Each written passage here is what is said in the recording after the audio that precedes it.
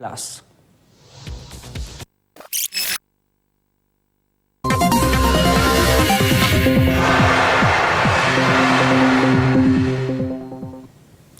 Tajuk utama 8 November 2014.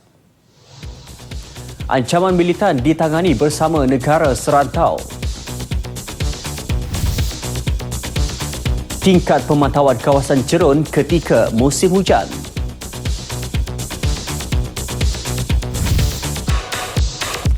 Juga BAM sahkan ujian kedua sampel B milik Datuk Lee Chong Wei positif dadah terlarang. Perinciannya bersama penyampai sukan Nurul Fatihah. Assalamualaikum dan salam satu Malaysia. Perkara itu dinyatakan Timbalan Presiden BAM Datuk Nurza Zakaria sekaligus meletakkan pemain nombor 1 dunia itu digantung sementara oleh Persekutuan Badminton Dunia BWF sehingga proses rayuan dan perbicaraan selesai. Nasib atlet kelahiran Pulau Pinang itu bakal ditentukan BWF melalui panel pendengaran dopingnya dalam masa terdekat. Saya ingin memaklumkan bahawa hari ini pihak BAM kami telah menerima surat daripada BWF bertarikh 7 November menyatakan keputusan ujian sampel B. Keputusan ujian mengesahkan kehadiran bahan dexamethasone dalam sampel tersebut. Bahan ini seperti yang para hadirin sedia maklum bukanlah sejenis bahan untuk meningkatkan prestasi seorang atlet. Kami dimaklumkan seterusnya oleh BWF bahawa perkara ini akan dirujuk kepada BWF Doping Hearing Panel dan mengikut proses yang ditetapkan oleh panel tersebut. Selepas tempoh tertentu, panel tersebut akan menetapkan masa, tarikh dan tempat untuk pendengaran. Susulan keputusan itu, pihaknya akan melihat dari semua sudut khususnya dari segi penggunaan ubat sepanjang pemain berusia 32 tahun ini menyertai latihan ataupun pertandingan. Ditanya mengenai adakah wujud unsur sabotaj terhadap Chong Wei, segalanya sedang diteliti. Jika didapati bersalah oleh Persekutuan Badminton Dunia BWF, Chong Wei boleh dihukum gantung maksimum selama 2 tahun. Beliau ditemui ketika sidang media di pejabat BAM di Bukit Kiara, Kuala Lumpur. Biarpun mengecewakan, hakikat itu terpaksa diterima dengan hati terbuka. Namun BAM tidak akan berdiam diri, sebaliknya akan mengemukakan rayuan bagi membela nasib pemain nombor 1 negara itu. Seorang peguam undang-undang sukan terkenal dari London, Mike Morgan, akan dilantik untuk mewakili Datuk Lee Chong Wei dalam sebutan kes oleh Persekutuan Badminton Dunia BWF yang akan berlangsung dalam waktu terdekat. Senario ini bukan sahaja mengecewakan BAM tetapi juga peminat sukan badminton seluruh negara. Datuk Nurza menjelaskan seperti mana yang dijanjikan sebelum ini, BAM tetap akan memberikan sokongan dan bantuan kepada Chong Wei dalam menangani kemelut yang melanda. Pelbagai kemungkinan digambarkan. Secara umumnya, hukuman gantung selama 2 tahun daripada menyertai mana-mana kejohanan adalah yang paling popular. Saya selaku Timbalan Presiden merangkap pengurusi Jawatankuasa Kerja Anti-Doping Persatuan Badminton Malaysia memaklumkan bahawa pemain ini yang kita percaya merupakan seorang yang sangat dedikasi dan luar biasa. Kami juga percaya pemain ini tidak pernah terfikir untuk mengambil jalan mudah untuk berjaya. Dalam mesyuarat Majlis BAM yang lepas, pihak Majlis sebulat suara bersetuju untuk menyediakan segala aspek yang diperlukan untuk membantu atlet tersebut terbabit. BAM akan bekerjasama dengan Menteri Belia dan Sukan dalam menangani isu ini dan peguam telah dilantik iaitu Encik Mike Morgan dari Morgan Sports Law LLP iaitu pakar dalam undang-undang sukan yang berpengalaman di London. Beliau akan turut membantu dalam menangani isu ini.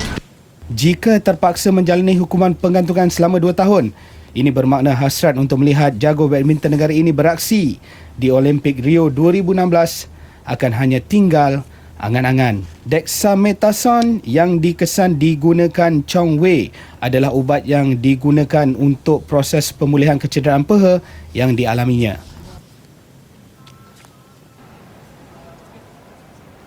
Sementara itu, Menteri Belia dan Sukan Khairi Jamaluddin Abu Bakar enggan mengulas lanjut mengenai isu tersebut. Sebaliknya mahu menunggu sehingga semua prosedur pendengaran rayuan selesai. Dan selepas hearing itu tamat, barulah BWF akan buat ketetapan berkenaan dengan sama ada atlet itu digantung ataupun tidak, ataupun hanya diberi amaran. Jadi buat masa ini kita sedang sediakan segala maklumat secara terperinci untuk digunakan ataupun untuk dikemukakan kepada hearing tersebut di peringkat BWF. Beliau ditemui media selepas merasmikan kios makanan segera di Kuala Lumpur. Baiklah, lagi perkembangannya dalam segmen Sukan Nasional nanti. Kembali dulu bersama Atikah dan juga Kai. Silakan. Baik, terima kasih Nurul. Polis sedang menunggu laporan bedah siasat sepasang kaki dan 2 ketulan daging manusia yang ditemui di tempat pembuangan sampah Pulau Burung Nibong Tebal semalam. Bedah siasat dibuat di Hospital Seberang Jaya HSJ bagi mengenal pasti identitinya. Siasatan juga menjurus kepada kaitannya dengan penemuan mayat tanpa kepala dan kaki di dalam bagasi di Taman Botani Kebun Bunga pada Khamis.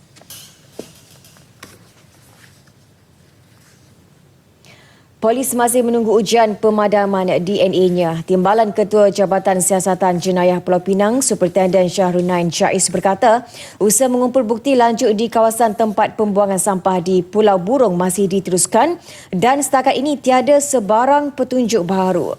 Sementara itu, identiti mayat wanita dipercayai warga asing yang ditemui di Taman Botani itu juga masih belum dapat dikenal pasti. Orang ramai yang mempunyai maklumat berhubung 2 kes berkenaan agar menghubungi mana-mana balai polis berdekatan.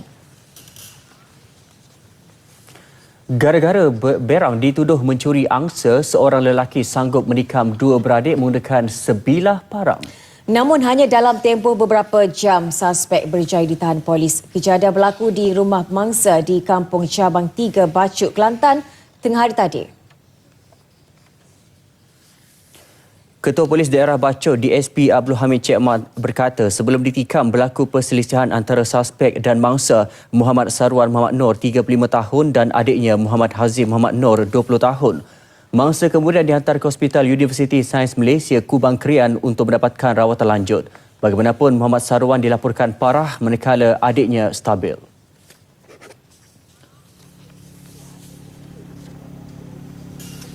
Sebaik menerima maklumat daripada orang awam tentang kejadian ini, pihak polis telah segera datang ke tempat kejadian dan telah menangkap seorang lelaki Melayu berumur lebih kurang 32 tahun dan merampas sebilah parang yang telah dipercayai digunakan dalam menikam mangsa. Menurut seorang lagi adik mangsa, beliau terkejut selepas mendapati ketiga-tiga sedang bergelut dan beliau sempat memanggil penduduk kampung untuk mendapatkan bantuan. Kita atas rumah dia. Selepas tu bunyi gege, kita tunggu. Tengok dia duk balas dah ada bahasa tu. 3 orang. 3 orang tu. Kita pun niat pergi sekat dah. Lepas tu kita sekat juga. Lepas tu kan apa ni? Sampai pada Sarawak ke? Dia pun katuk siapa kau depan dia. Dewan Bandaraya Kuala Lumpur DBKL meningkatkan kerja pemantauan terhadap kawasan-kawasan cerun berikutan musim hujan sekarang. Pengawasan itu antara lain bagi mengesan sebarang aktiviti pergerakan tanah tidak normal yang boleh menyebabkan tanah longsor. Menurut Timbalan Ketua Pengarah Pelaksanaan Projek dan Penyelenggaraan Datuk Muhammad Najib Muhammad, sekiranya dikesan berlaku sebarang pergerakan tanah luar biasa di kawasan-kawasan cerun, kerja membaik pulih akan diambil bagi mengukuhkan struktur tanah. Selain pemeriksaan secara fizikal, pemantauan secara real-time juga disokong oleh Sistem Maklumat Geografi JIS DBKL yang menyediakan peta digital 3 dimensi mengenai sesuatu struktur alam sekitar itu. JIS DBKL yang dilancarkan Jun lepas berupaya mengenal pasti keadaan cerun yang sensitif serta berisiko terhadap kejadian tanah runtuh. Maklumat yang dijana akan dihantar ke bilik operasi DBKL untuk dianalisis.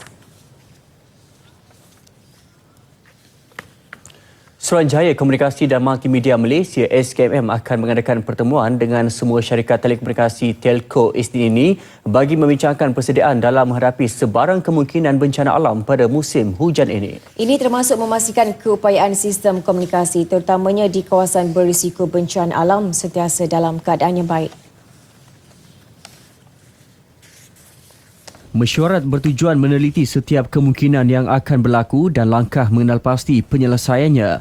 Menurut Pengarah Kanan Komunikasi Strategik SKMM Syekh Rafi Abdul Rahman, SKMM mempunyai koordinasi dengan syarikat-syarikat telco dalam memantau sistem komunikasi di sesuatu kawasan termasuk pencawang telekomunikasi agar sentiasa berfungsi dengan baik terutamanya pada setiap hujung tahun. Tegas beliau, kebiasaannya apabila berlaku sesuatu bencana, sistem telekomunikasi di sesuatu kawasan terbabit boleh menjadi lemah berikutan kadar komunikasi meningkat melebihi kapasiti pencawang. Gangguan sistem dikuatiri akan menjejaskan aktiviti telekomunikasi pasukan penyelamat dalam menyampaikan bantuan di kawasan berlaku bencana alam. Kerja-kerja mendalam dan membaiki tebing Sungai Bertam dimulakan seawal bulan depan. Projek itu hanya boleh dilakukan selepas isu pampasan membabitkan 11 lot tanah persendirian di Lembah Bertam yang dilanda banjir Oktober tahun lepas selesai. Projek itu akan dilaksanakan melalui peruntukan 40 juta ringgit yang diluluskan kerajaan. Saya juga perlu bincang dengan JKR, saya Menteri. Ini macam bila saya datang dari Tapa Road, semua tempat ada tanah runtuh tau. Semua tempat tanah runtuh. So, saya boleh buat dua cadangan. Satu cadangan dia bina highway. Satu cadangan. Cadangan yang kedua, dia boleh tolak itu kawasan tanah dan dia boleh bina embankment lah semua tempat. Easier for us, you see. Beliau meninjau kawasan banjir di Lembah Bertam di Cameron Highlands. Kerja membaiki tebing termasuk meluruskan sungai perlu dilaksanakan bagi mengelak kejadian banjir di kawasan itu berulang. Mengenai peruntukan 40 juta ringgit bagi pemuliharaan Tasik Ringlet, ia akan dibincangkan pada mesyuarat Kabinet minggu depan. Pekan Ringlet juga antara yang dilanda banjir kilat pada Khamis apabila air di sungai berhampiran naik melebihi paras tebing ekoran hujan lebat berlarutan. Kejadian itu mengorbankan 5 mangsa manakala 5 lagi cedera. Itu menjejaskan 203 penduduk yang terdiri daripada 47 keluarga di Kampung Baru dan Lembah Bertam yang terpaksa dipindahkan ke Pusat Pemindahan Dewan Orang Ramai Ringlet.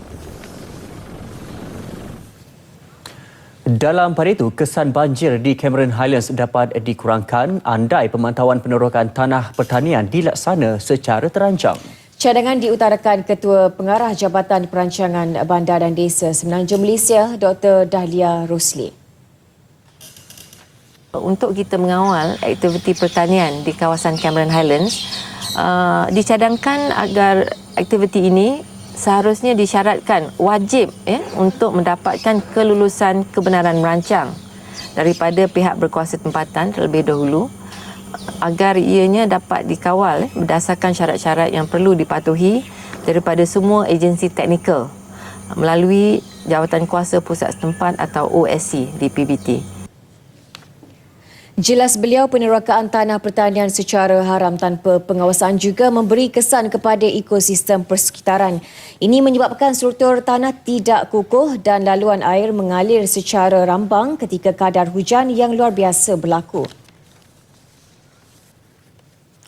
Selepas gagal menemui sebarang petunjuk, operasi pencarian baki 3 mayat kru bot tunda YTC M5 yang karam di perairan Tanjung Kelang, Kuantan dihentikan. Mayat dipercayai masih berada dalam kapal tunda itu. Agensi Penguatkuasa Maritim Malaysia APMM akan meneruskan pencarian dalam bot selepas bot berkenaan dinaikkan. Kita masih lagi belum dapat mengesan yang 3 lagi tu. Kita subjek kepada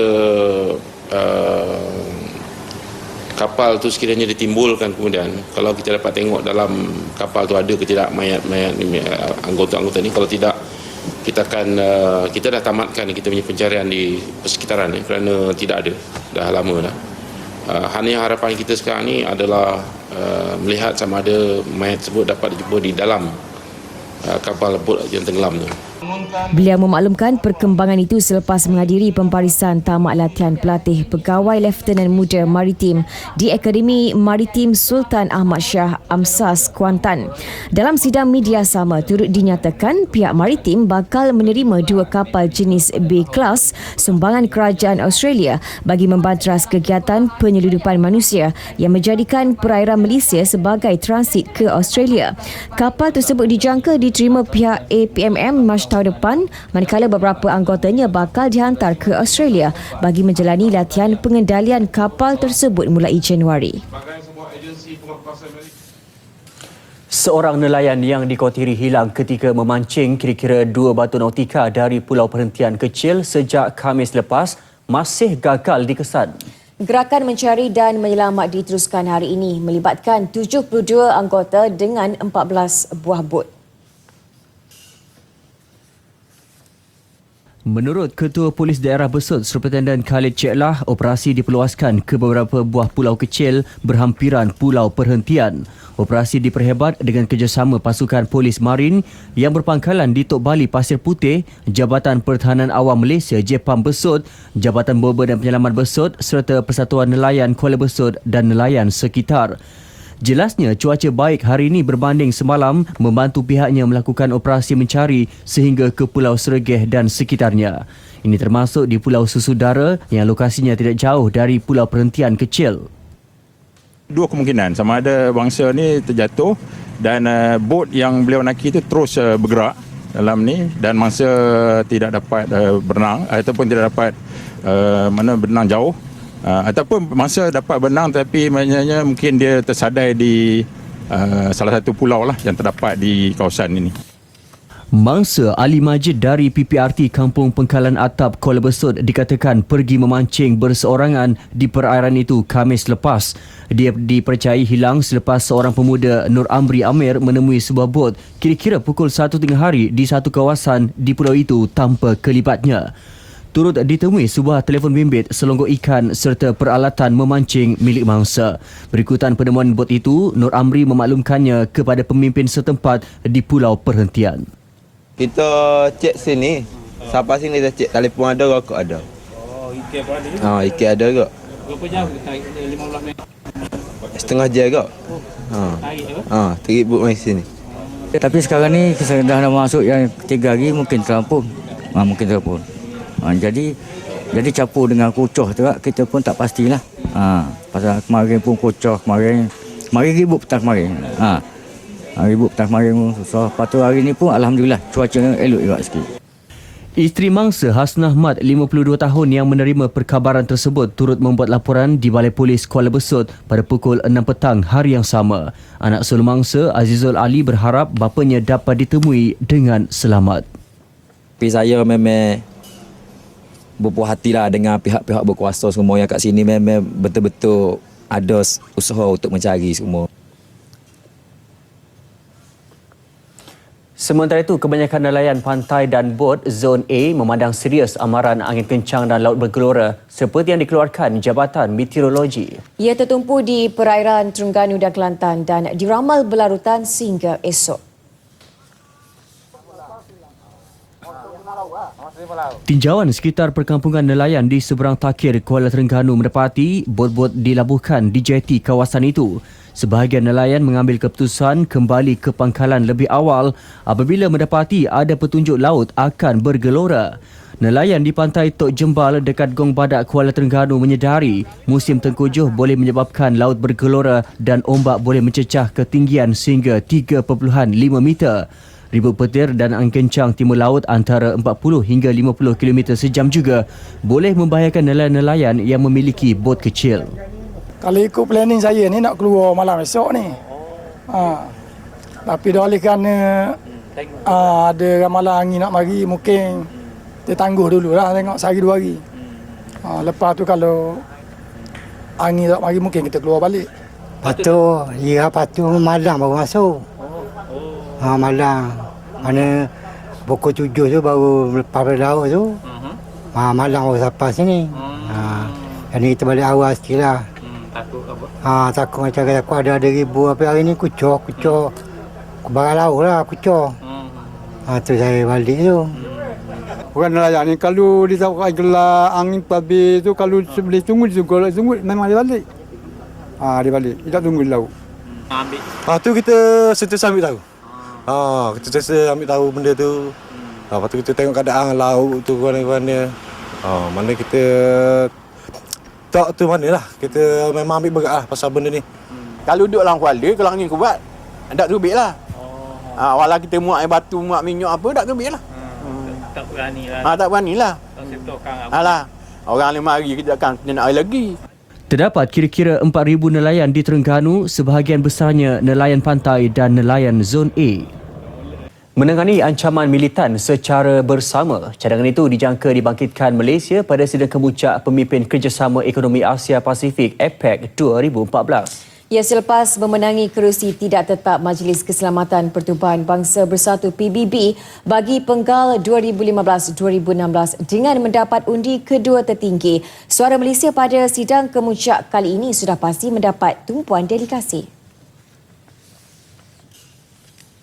Dengan populasi 2.7 bilion penduduk, APEC merupakan pemacu utama pertumbuhan ekonomi global, mewakili kira-kira 40% KDNK dunia dengan nilai ekonomi mencecah $36 trilion Amerika. Justru kerjasama dalam kalangan 21 anggota APEC amat penting dalam menangani isu berkenaan. Dan bagi Malaysia, ia mahu segala maklumat yang ada dikongsi bersama. Timbalan Menteri Luar Datuk Hamzah Zainuddin berkata, beliau membangkitkan isu itu dalam mesyuarat peringkat Menteri Luar pagi tadi. Rata-rata delegasi menyokong idea Malaysia. Malaysia sebagai sebuah negara Islam mahu melihat segala information, segala maklumat yang ada itu mestilah kita sama-sama kongsi. Supaya bukannya melawan terorisme berasingan tetapi sebagai satu kumpulan yang besar. Dalam sidang media bersama wartawan Malaysia di Beijing, beliau menegaskan kegagalan menangani isu militan secara bersama boleh membawa masalah besar kepada pertumbuhan ekonomi dunia. Kalau kita sendiri nak lawan dan tidak mengetahui information yang berlaku dalam negara-negara berjiran dengan kita ataupun dengan negara luar, akhirnya mungkin kita punya cara approach kita tu tak kena, kita tak tahu. So we must share all this experience. Dengan kehadiran beberapa pemimpin kuasa besar seperti Presiden Amerika Syarikat Barack Obama, APEC 2014 juga menjadi platform terbaik buat Malaysia mempromosikan secara lebih meluas gerakan kesederhanaan global GMM, konsep yang diperkenalkan Perdana Menteri dan disokong banyak negara. Sementara itu, jadual padat menanti Perdana Menteri di Beijing sempena sidang kemuncak APEC yang bertemakan membina masa depan melalui perkongsian Asia Pasifik. Laporan Muhammad Fauzi Jaafar di Beijing. Terima kasih rakan setugas di Angkasa Puri, Datuk Seri Najib Tun Razak dijadual tiba di Beijing malam esok dan akan mengetuai delegasi Malaysia ke mesyuarat pemimpin ekonomi APEC ke-22 bermula Isnin. Pada mesyuarat kali ini, beliau dijadual mempertimbangkan 3 keutamaan APEC 2014 iaitu memajukan integrasi ekonomi serta memperkukuh kesaling hubungan dan pembangunan infrastruktur yang menyeluruh. Juga bertukar pendapat dengan para pemimpin kerajaan selain meneroka bidang baru dan inovatif bagi memperkasakan kerjasama antara ekonomi APEC. Antara lain, Perdana Menteri juga akan mengulangi sokongan Malaysia terhadap inisiatif APEC mengenai kesaling hubungan yang dijangka akan memacu pertumbuhan ekonomi dan perdagangan di rantau Asia Pasifik. Hasil daripada mesyuarat itu seterusnya akan didokumentasikan dalam deklarasi pemimpin APEC. Semasa di Beijing, Datuk Seri Najib juga akan mengadakan pertemuan dua hala dengan rakan sejawatan beliau bagi membincangkan isu-isu dua hala serantau dan pelbagai hala yang mempunyai kepentingan bersama. Dan yang paling menjadi tumpuan, pertemuan Datuk Seri Najib Tun Razak dengan Presiden Rusia Vladimir Putin dijangkakan sekitar antara lain memberi fokus kepada isu tragedi MH17, pesawat MAS yang ditembak jatuh di timur Ukraine. Sekian dulu buat masa ini, laporan saya Muhammad Fauzi Jaafar dari Beijing, China sempena sidang kemuncak APEC 2014. Kembali ke Angkasa Puri bersama rakan setugas. Silakan. Muhammad Fauzi Jaafar dari Beijing. Terima kasih atas laporan itu. 70,949 orang telah memperoleh lesen memandu kelas B2 untuk motosikal yang sah daripada JPJ melalui program Satu Komuniti Satu JPJ sejak 2009. Ketua Pengarahnya Datuk Seri Ismail Ahmad berkata sehingga kini sebanyak 176 program SKSJ telah diadakan di seluruh negara.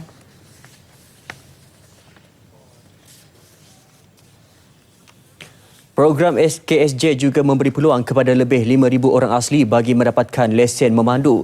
Datuk Seri Ismail memberitahu media selepas menyerahkan lesen memandu B2 kepada 367 peserta program SKSJ di Kampung Tengah Kemaman, Terengganu. SKSJ bertujuan membantu mereka yang telah berusia dan tinggal di kawasan pedalaman mendapatkan lesen dengan mudah kerana motosikal menjadi pengangkutan utama untuk melakukan tugas harian.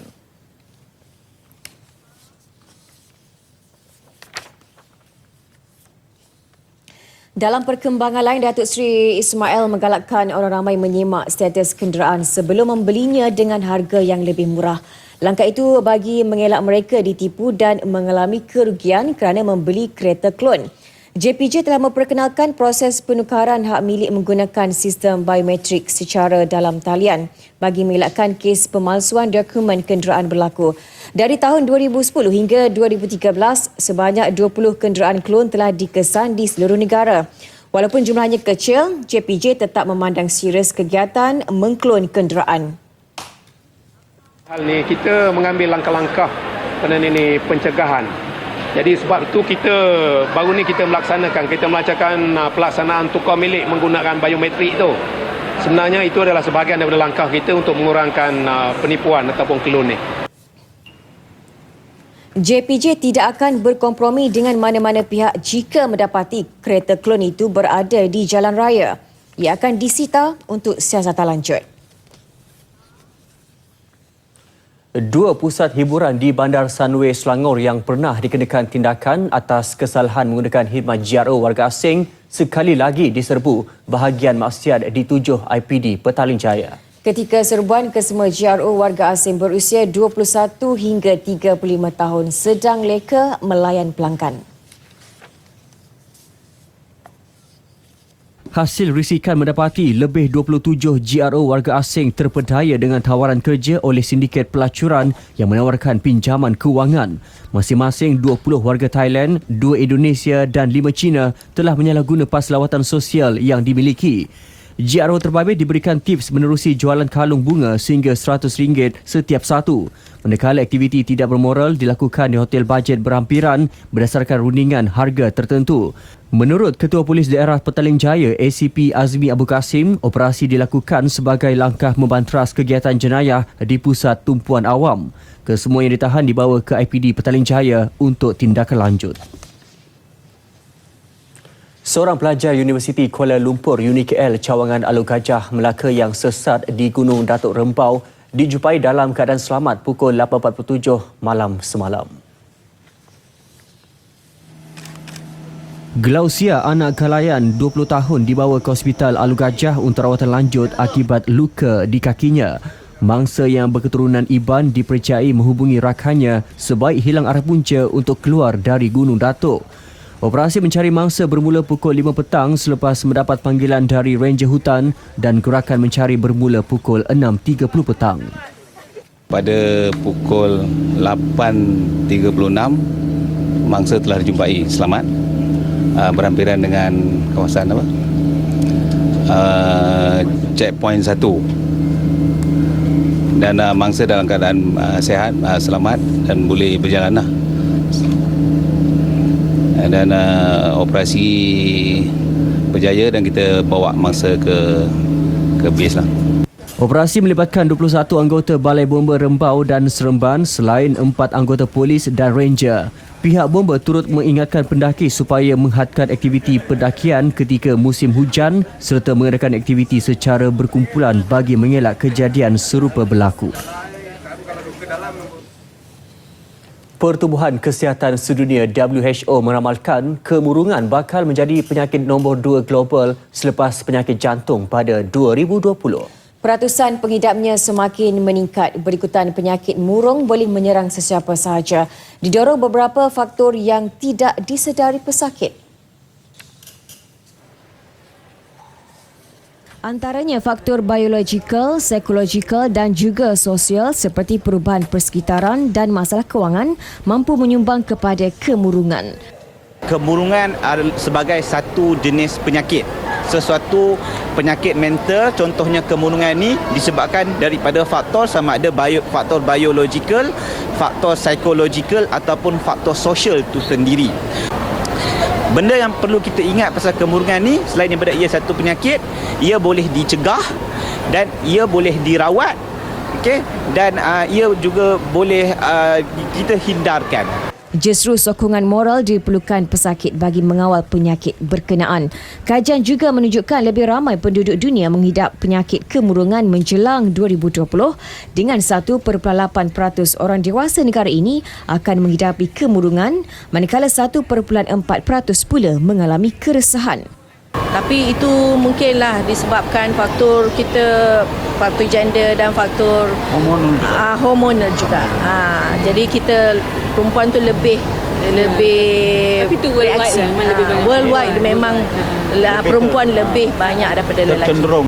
Program Ceria Tanpa Kemurungan Anjuran Jabatan Sekretari dan Kesihatan Mental (HTJS) dengan Kerajaan Persatuan Sekretari Malaysia (MPA) dan Badan Kebajikan Sekretari (BPA) telah memberi kesedaran tentang kemurungan, terutamanya golongan wanita yang terdedah risiko kemurungan 2 kali ganda berbanding lelaki.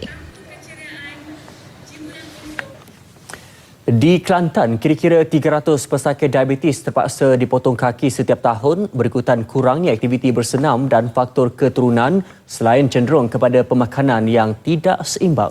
Lebih membimbangkan, trend serangan kencing manis terhadap golongan muda semakin meningkat.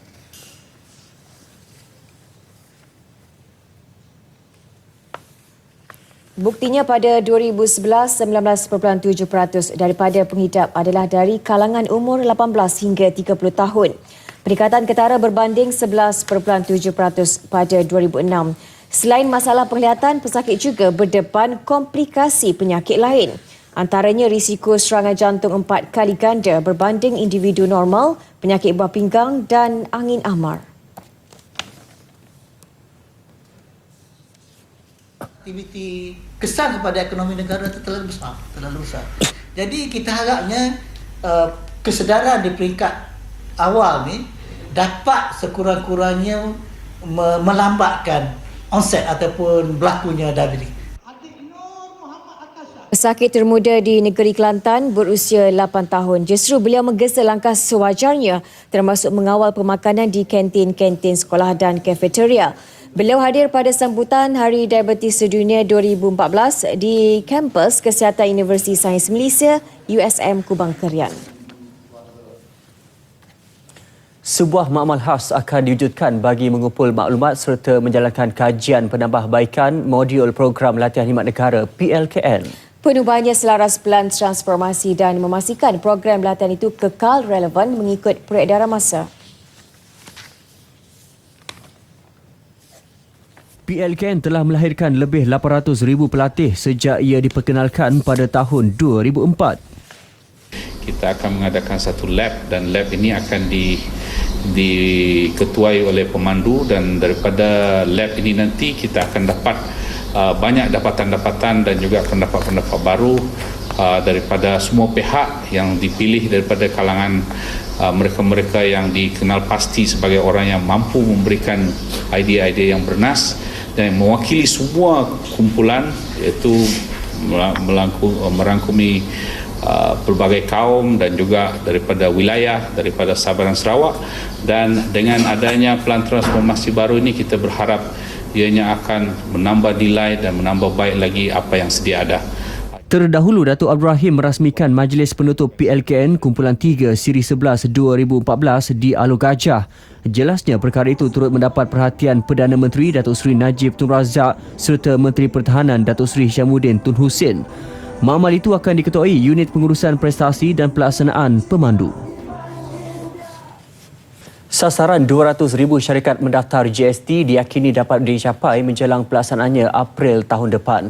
Menurut Menteri Kewangan kedua Datuk Seri Ahmad Husni Hanazlah, sebelum ini kerajaan menjangkakan tahun pertama pelaksanaan GST hanya melibatkan 123,000 syarikat. Namun jumlah itu telah berjaya diatasi dengan anggaran unjuran pendaftaran harian melibatkan 2,200 syarikat. Setakat ini jumlah yang telah mendaftar mencecah 129,000 buah syarikat.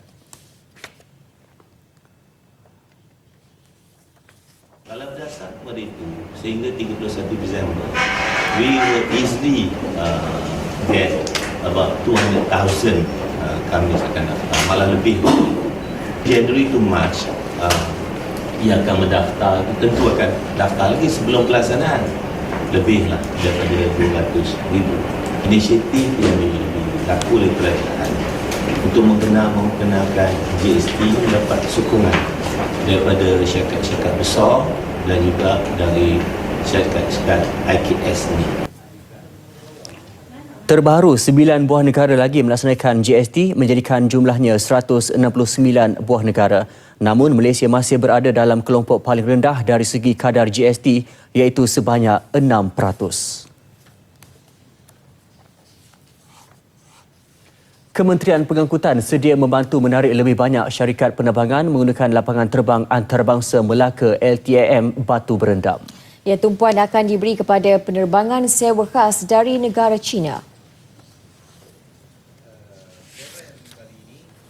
Menterinya Datuk Seri Leow Tiong Lai yakin potensi besar pelancong dari tembok besar itu. Buat masa ini, beberapa syarikat penerbangan tempatan termasuk Firefly dan AirAsia menunjukkan minat untuk menggunakan kemudahan LTAM. Bagaimanapun, ia masih pada peringkat perbincangan.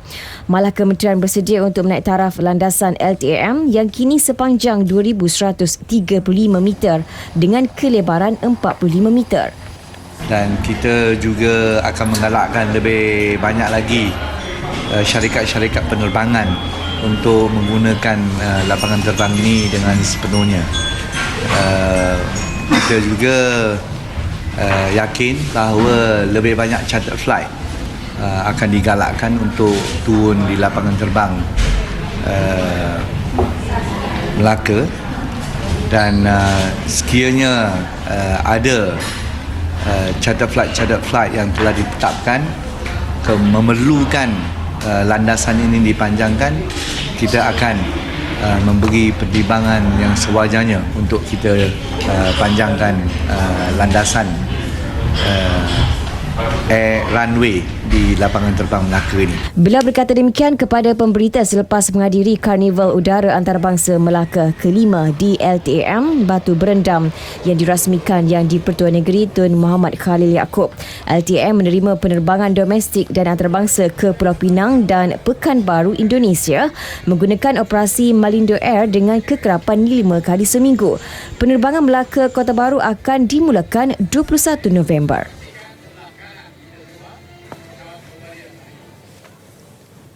Sekali lagi bersama Nurul Fatihah untuk Sukan Nasional 8 malam ini. Teruskan Nurul.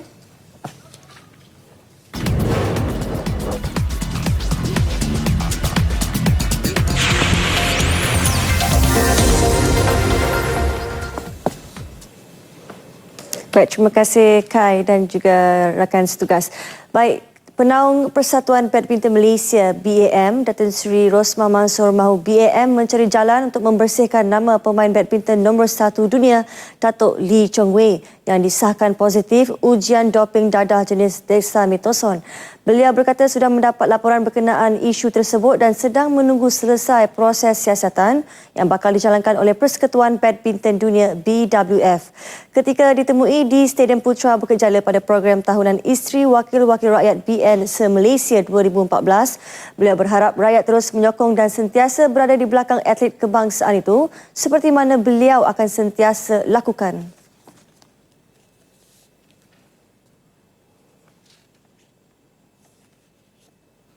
Beliau bersabar ya, dan kita tunggulah keputusan yang muktamad. Saya pun tak tahu bila, dan saya harap keputusan akan dapat diadili dengan sebaik-baik mungkin. Itu kita serahlah kepada pihak yang berkuasa, datang kuasa doping untuk menentukannya. Datuk Lee Chong Wei diiringi Ketua Pegawai Eksekutif Institut Sukan Negara ISN, Datuk Dr. Ramlan Abdul Aziz dan Pengurus Besar Persatuan Badminton Malaysia BAM, Kenny Goh ke Oslo, Norway untuk menyaksikan analisis ujian sampel B di Makmal Hospital University Oslo pada 5 November lalu. Timbalan Presiden BAM, Datuk Muhammad Norzal Zakaria, mengesahkan atletnya itu positif doping bagi sampel B. Lebih merisaukan ialah karier profesional Datuk Lee Chong Wei dalam sukan badminton. Adakah ini akan menjadi penamat buat pemain nombor 1 dunia ini atau masih ada sinar di hujung jalan? Selepas lebih 200 kejohanan disertai, akhirnya Copenhagen menjadi punca kejatuhan seorang pemain yang dianggap contoh atlet terbaik negara. Ranking semasa rasmi Datuk Lee Chong Wei yang dikeluarkan Persekutuan Badminton Dunia BWF masih di kedudukan pertama dunia dengan jumlah 97,131 mata. Pemain Cina Chen Long yang hanya dipisahkan kurang 10,000 mata di kedudukan kedua dengan jumlah keseluruhan 87,241 mata. Andai keputusan yang bakal dibuat BWF nanti tidak memihak Chong Wei, bermakna usaha yang dibina selama ini akan lenyap begitu sahaja. Segala mata yang dikumpulkan akan lupus serta-merta. Karier gemilangnya akan berakhir dengan satu titik hitam yang juga merupakan satu fasa hitam dalam lipatan sejarah sukan negara. Tanpa Chong Wei nanti, kedudukan terbaik Malaysia menerusi Chong Wei Feng hanyalah ranking ke-24 dunia.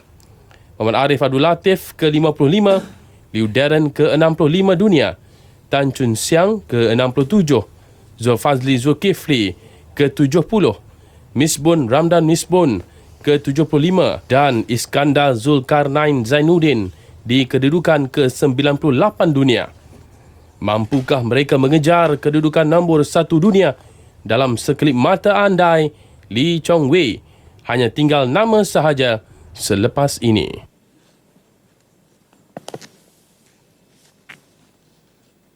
Isu ini mulai timbul selepas Datuk Lee Chong Wei menyertai kejohanan dunia di Copenhagen, Denmark. Bagaimanapun, beliau tetap menyertai kontijen negara kesukan Asia di Incheon, Korea Selatan hingga berjaya meraih pingat gangsa. Persatuan Badminton Malaysia BAM dan Kementerian Belia dan Sukan KBS dimaklumkan oleh Agensi Anti-Doping Antarabangsa WADA mengenai kegagalan ujian itu. Seterusnya mendorong KBS mengerahkan Institut Sukan Negara ISN dan Adamas membuat siasatan rapi membabitkan pemakanan dan perubatan atlet terbabit. Chong Wei kemudiannya memohon dilakukan ujian kedua ke atas sampel B. Beliau berlepas ke Norway diiringi Ketua Pegawai Eksekutif ISN Datuk Dr. Ramlan Abdul Aziz dan Pengurus Besar BAM Kenny Goh. Ujian kedua dijalankan di Makmal Hospital University Oslo dan mereka pulang ke tanah air semalam. Sedikit perkembangan bola sepak tempatan. Hasrat Pahang untuk memancing perancang utama pasukan Kedah Badrul Bakhtiar musim 2015 tidak kesampaian apabila pemain itu akan terus kekal bersama Hijau Kuning. Perkara itu disahkan oleh Setiausaha Kehormat Persatuan Bola Sepak Kedah KFA, Aminuddin Omar. Aminuddin menjelaskan beliau sendiri telah berhubung dengan Badrul yang kini sedang menjalani latihan bersama pasukan Harimau Malaya dan pemain itu memberi reaksi positif untuk terus bersama Hijau Kuning. KFA masih lagi memerlukan perkhidmatan beliau dan saya pun ada berhubung dengan saudara Badrul Bakhtiar dan insya-Allah beliau saya ingat masih lagi berminat untuk bermain dengan negeri Kedah dan saya yakin dengan perbualan saya dengan beliau dan beliau tidak akan tinggal negeri Kedah Darul Aman ini insya-Allah. Aminuddin terus mengesahkan jodoh keempat-empat pemain import pasukan itu termasuk penyerang dari England Billy Osman Mehmet, Nam Kung Wong, Adam Griffith dan Jose Franco Gomez sudah berakhir. Ini bermakna Kedah akan mendapatkan khidmat pemain import baru bagi menyarung jersey Hijau Kuning musim depan.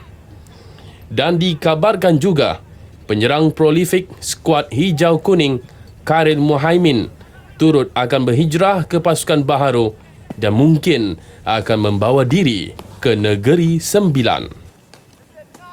Akan berakhir di sini dan kita kembali bersama rakan penyampai. Silakan. Terima kasih Nurul. Sepasang suami isteri dari Alostar Kedah membuktikan berkahwin ketika menuntut di universiti bukan halangan untuk mencapai kejayaan.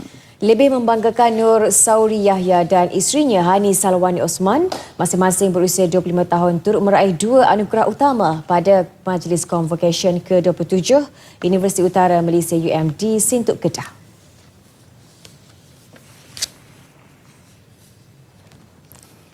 Nur Sauri menerima anugerah pelajaran diraja manakala Hanis pingat emas Chancellor yang digunakan Chancellor UUM Tan Sri Tunku Puteri Intan Safina Sultan Abdul Halim Muazzam Shah. Mereka yang memperoleh ijazah sarjana muda multimedia dengan kepujian berkahwin pada tahun kedua pengajian. Bukan satu masalah, sekiranya kita ambil perkahwinan ni sebagai satu yang positif, insyaAllah mana kita pergi tu akan berjaya lah. Tapi kena ada usaha yang sungguh-sungguh lah. Perkahwinan teks tadi tu tak salah, tapi niat tu kena betul. Kita kena betul-betul disiplinkan diri, tanggungjawab antara keluarga dengan keluarga, dengan pasangan, dengan pengajian kita. Kalau kita boleh balancekan semua tu, ada jati diri yang kuat, insyaAllah semua boleh berjalan dengan lancar. Lebih manis, pasangan ini bakal menimang cahaya mata pertama mereka pada bulan depan. Sementara itu, seorang graduan yang menghidap rabun mata kronik membuktikan kecacatan bukan halangan untuk meraih kejayaan.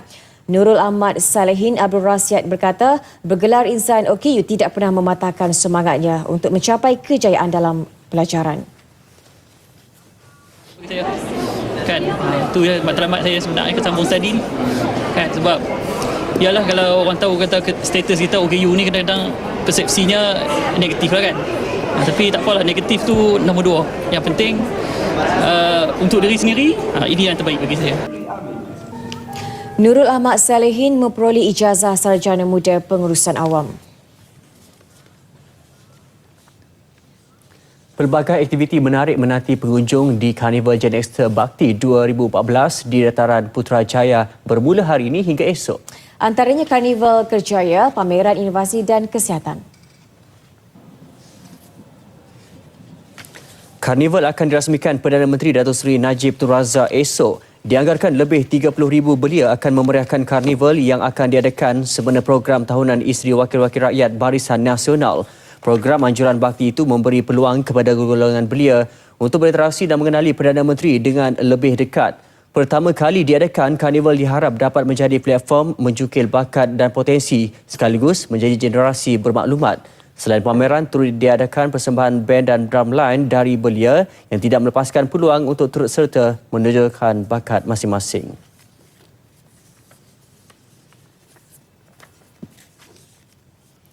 Baik, sekian Nasional 8 malam hari ini. Dengan itu, Assalamualaikum. Dan salam satu Malaysia.